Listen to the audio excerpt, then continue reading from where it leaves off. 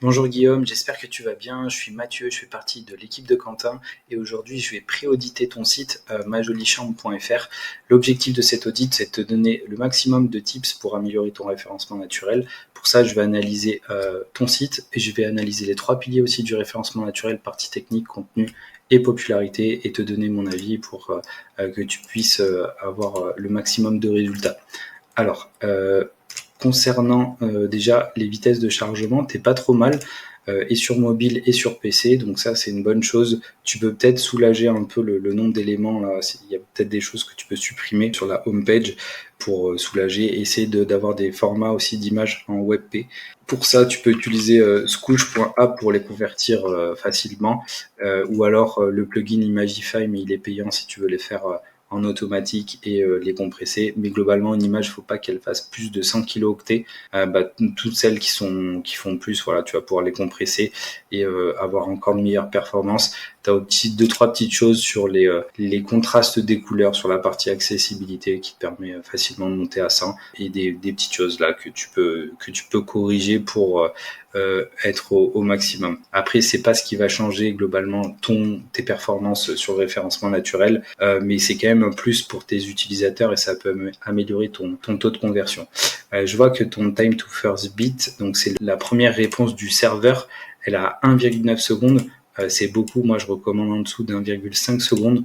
Donc, comme tu es un site en plus qui a de nombreuses pages, là, il faudrait voir pour un meilleur hébergement ou upgrader au niveau de ton hébergement. Mais parce que là, 2 secondes pour juste avoir une première réponse du serveur, c'est beaucoup. Et ça, c'est pas un hébergement hyper qualitatif, quoi. Surtout pour la taille du site. Et d'autant plus que tu es sur du WordPress plus WooCommerce. Du coup, ce qui est assez consommateur de ressources. Donc voilà. Allez, je vais faire quelques petites stats de global où je vais passer en revue dessus. Tu as un score d'autorité qui est de 12.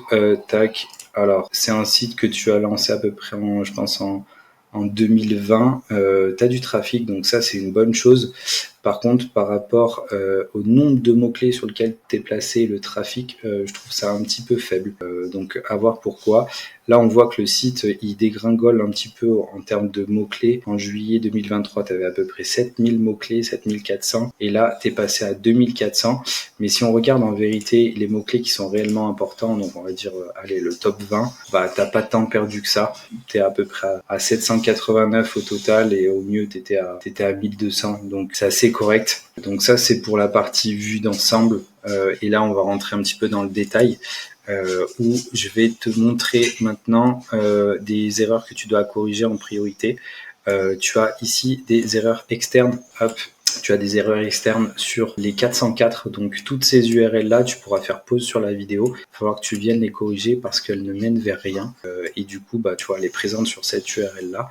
Et du coup, Google va pas mettre en avant si tu rediriges des liens qui sont pas datés. Donc ça, pour avoir la meilleure expérience possible, va aussi dans ta Search Console pour vérifier que toutes les pages 404, il faut vraiment que tu sois le plus proche possible de zéro. Si tu en as beaucoup, d'autant plus que c'est un site qui date de 2020, donc tu dois en avoir. Fais bien les redirections, et ça, c'est vraiment à corriger en priorité si tu veux relancer un peu ton référencement. Sur les parties redirection interne, il faut pas en avoir. Là, tu en as beaucoup, tu en as 47. Ça veut dire que, en fait, tu utilises tes crédits de crawl pour rien. C'est-à-dire Google, il va aller sur cette URL-là et en fait, il va voir qu'il y a une redirection. Donc, tu utilises 2 crédits de crawl alors que tu pourrais lui donner la bonne URL directement. Donc ça, pense sur toutes ces URL-là, lui donner la bonne URL directement présent sur ta page. Tu as des textes en lorem-si ici, donc ça, fais attention, bon, t'en as qu'un seul, c'est pas très gênant, mais voilà, tout ce que tu peux corriger, c'est une compétition, le référencement naturel, donc au plus tu mets de chance de ton côté, au mieux ça sera. Ici, tu as des liens nofollow vers les mentions légales. On fait jamais de lien nofollow en interne parce que nofollow, ça veut dire que tu transmets pas ce qu'on appelle le PageRank, c'est l'algorithme qui transmet le jus, ce qu'on appelle de référencement naturel, et toi tu le transmets pas en interne. Donc du coup, il faut absolument que tu le mettes.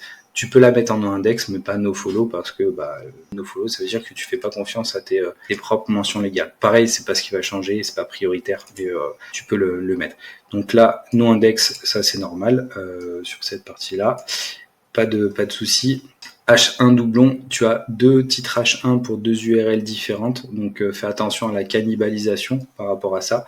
J'y reviendrai un petit peu plus tard sur le pilier contenu. H1 manquant, ici tu vas pas avoir de titre H1 sur ces pages-là, donc ça il faut que tu en aies un. Donc ici, même si c'est pas des pages importantes, faire en sorte que tu aies au moins un titre H1 pour avoir une structure de titre cohérente. Tac. Ici, je regarde juste quelque chose. Ok, alors là, il y a un problème parce que du coup, tu es sur les pages et il n'y a pas la balise canonique. Ta balise canonique, elle n'est pas au bon endroit. Donc là, tu vois, elle est canonisée, mais que pour la page 42. Alors que toutes les pages de 1 à 42, elles devraient être canonisées vers la page 1, parce qu'à chaque fois, c'est la même URL. Donc ça, ouais, pour moi, les balises canoniques, là, elles sont à reprendre. Pareil, ta métadescription, il n'y a pas d'appel à l'action dedans. Et du coup, faut que tu la corriges parce qu'elle elle a un poil trop longue. Et essaye d'avoir une métadescription qui est un peu plus orientée pour la conversion sur cette partie-là. Et la balise découvre tous les produits de ma jolie chambre. Je pense qu'on peut faire un petit peu mieux sur la balise title. Après, c'est la page boutique, c'est pas la page la plus intéressante. Voilà. Ici, fais attention, tu as des textes qui sont en anglais, qui sont pas traduits. Ça fait pas pro, d'autant plus que t'es sur du WordPress. Donc du coup, WordPress, il faut absolument, on va dire, l'expérience utilisateur par rapport à Shopify, elle est en dessous. Donc faut rien laisser au hasard et essayer de le faire le maximum de choses de ce côté-là. Je vais continuer sur la partie technique, sur les éléments importants à reprendre. H1 non séquentiel. Sur beaucoup de titres de pages produits, ici tu as pas des titres H1, enfin une structure de titre dans l'ordre. Tu vois, tu commences par du H4 et ensuite tu vas avoir du H1, etc. Là, avec ta page, ça résume pas forcément ta boutique et du coup ici il va falloir virer tout ce qui est balise titre dans le footer, parce que ça on met pas de titre dans le footer, c'est souvent les thèmes qui sont codés comme ça. Mais ça, tu peux les retirer parce que le but de la balise, de la structure de titre, c'est en fait d'avoir un résumé un petit peu comme un livre, le sommaire d'un livre qui va venir reprendre ta page. Donc ça, voilà, il faut que tu aies quelque chose de quali dessus. Là, attention, tu vois, visuellement, il faut que ça soit uniforme entre les pages produits. Et du coup, là, des titres en gras comme ça, soulignés, c'est pas hyper qualitatif. Donc ça sera plus sur la partie contenu, j'y reviendrai aussi. Mais voilà, il faut que tu aies vraiment quelque chose de qualitatif sur tes fiches produits. C'est une compétition et du coup, faut rien laisser au hasard sur cette partie-là. H1 de plus de 70 caractères. Donc là, faire attention que tes titres ils dépassent pas trop. Bon, t'en as quelques-uns. Les doublons H2, ça c'est pas intéressant. H2 manquant, sur toutes tes pages catégories produits, il faut avoir du contenu en H2. Tac, je regarde ici. Ah oui, ça je l'ai vu plusieurs fois. T'as plein de catégories. En fait, ici dans le catalogue, t'as beaucoup de choses. Sache que plus tu as de liens et plus tu dilues ton jus, ta puissance. Donc si t'as des catégories qui sont plus d'actualité, enlève-les et fais des redirections, parce que du coup là tu perds vraiment de la puissance. Enfin, t'accordes de la puissance comme ton menu il se répète sur toutes tes pages, tu envoies un lien vers des pages qui n'ont pas besoin d'être poussées. Parce que dans Servette de bain, par exemple, tu n'as rien du tout. Priorise en tout cas dans cette partie-là et que tu cleans au maximum. Ça va t'aider déjà en termes de crawl, parce que du coup, tu auras beaucoup moins de choses à parcourir et surtout, tu vas orienter. Le but, c'est d'orienter vers les pages les plus importantes, là où tu es le mieux placé ou là où tu veux faire le plus de volume ou plus de chiffre d'affaires. Ensuite, hop, je reprends. Bon, H2 multiple, c'est pas grave. H2 non séquentiel, pareil, pensez à avoir une structure de titre cohérente pour les fiches produits. Attribut de balise alt manquant, pareil, ça, tu as des petits modules. C'est un petit plus, mais ça peut te permettre d'apparaître dans Google Images aussi, pour ceux qui font les recherches par image, et après de te ramener sur des produits. Donc ça, tu as des modules, et aujourd'hui avec l'IA, tu peux faire des automatisations que l'IA elle analyse l'image et ensuite qu'elle vienne te remplir la balise alt sur tous tes produits. Même si tu en as beaucoup, tu peux les faire tous en une fois et ça va juste coûter des crédits entre guillemets d'IA, mais voilà, c'est à faire, pas en priorité, mais c'est à faire. Tu as beaucoup d'images qui sont beaucoup trop lourdes. Ça par contre c'est problématique, parce que si la personne elle est sur mobile en 4G, elle va pas, tu vois, tu as des images qui font 2 mégas. Et du coup, toutes ces images-là, il faut pas qu'elles dépassent 100 kilooctets. Ça, c'est hyper important. Il faut faire attention sur cette partie-là parce que ça, tu vas offrir une mauvaise expérience utilisateur. Dans la partie Search Console, tu dois avoir un accès Core Web Vitals et du coup, tu vois les pages qui sont ralenties. Et ça va être celle-là à corriger en priorité, ce qu'a détecté Google. Et puis après, tu as toutes ces URL-là où il y en a vraiment beaucoup. Et toutes celles qui font plus de 100 kilooctets, on va dire, allez, tu peux aller jusqu'à 150, mais sur un site web, tu peux, même une grande image, tu arriveras toujours à être en dessous de 100 kilooctets, avec le bon format. Voilà. Les textes alt manquants, bon ça on les avait déjà vus sur cette partie-là. Les alt de plus de 100 caractères, donc ça je pense que c'est juste un élément de ton thème qui fait ça. Les attributs de taille, tout à l'heure je me suis trompé, je crois que c'était les balises alt et en fait c'est les attributs de taille manquants et ça tu peux les faire avec WP Rocket, il peut te les rajouter directement, donc ça peut permettre de les rajouter en auto. Et sur les textes alt, tu peux les compléter, ce que je te disais avec l'IA. Ensuite, métadescription manquante, il y en a où tu n'en as pas de métadescription, donc ça à voir. C'est pas forcément des pages importantes, mais si elles le sont pas, on les met en no-index ou autre. Les doublons de métadescription, ça tu peux pas avoir deux métadescriptions les mêmes, même si c'est les mêmes produits. Aujourd'hui avec l'IA, tu peux avoir des métadescriptions à chaque fois différentes et qui avec un appel à l'action. Tu vois, pour moi ça, ce lit évolutif en bois est conçu pour accueillir bébé, design, un produit pour là, et il faudrait que tu mettes genre, je dis n'importe quoi, livraison gratuite ou un appel à l'action pour pouvoir acheter et inciter au clic, parce que là t'incites pas au clic. Forcément, tu peux même ajouter des emojis. Il faut que ce soit des emojis en relation avec le mot-clé visé de la page, mais ça peut être intéressant. Ils les affichent pas toujours. Des fois, ça passe, et quand ça passe, du coup, t'as plus de visibilité parce que t'as ces éléments-là. Métadescription manquant, donc ça, on les a vus. Attention à la longueur, voilà, des métadescriptions, sinon ça sera cut. Tu as des erreurs de séquence sur cette partie-là, donc c'est pour les pages suivants et retours, ça il faudra faire attention sur cette partie-là. Il y a des petits problèmes au niveau de la pagination, il faudra que tu checkes aussi cette partie-là. Quand tu as beaucoup de produits comme ça, pour moi le mieux c'est quand même avoir sur ton thème, mais le fait d'avoir le chargement en différé, où ça va te charger 20 produits, tu scrolles en bas, ça va te charger les 20 suivants. C'est quand même la meilleure façon, de conséquente, et au moins tu as tous tes produits qui sont chargés sur la même page. Ça t'évite tout ce qui est problème de canonical, etc. Contenu mixte, ok, tu dois avoir une URL en HTTP, c'est pas intéressant. Faire attention aux URL, les majuscules dans les URL, les caractères non ASCII, donc il n'y a pas de les tirer du milieu comme ça, c'est pas autorisé. Ça pareil, c'est du détail, mais ça aide quand même Google à crawler ton site. Comme tu as beaucoup de pages, pareil, à essayer de cleaner tout ça, et pour l'utilisateur aussi, c'est mieux d'avoir des URL assez propres. Donc voilà pour ce que je peux te dire déjà pour la partie contenu. Il y a déjà de quoi faire. La partie technique, pardon. Sur la partie contenu, je vais regarder tes fiches produits. Alors, on sait qu'on est sur mobile majoritairement, mais tes fiches produits, tu peux faire mieux en termes de design. Là, dans ton fil d'Ariane, on ne met jamais accueil, vise un autre mot-clé, d'un mot-clé qui va viser sur ta page d'accueil. Ça peut être jolie chambre, ça peut être ma jolie chambre, mais pas accueil, parce que du coup, tu peux faire une encre sur toutes les pages sur ce mot-clé-là, et du coup, comme c'est répertorié sur toutes les fiches produits, ça va...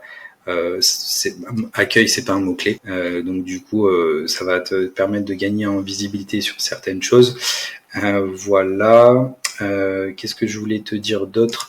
Oui, là j'avais vu des éléments aussi qui étaient pas bons. Sur toutes tes pages catégories, je vois pas forcément de texte qui peuvent guider à l'intention de recherche.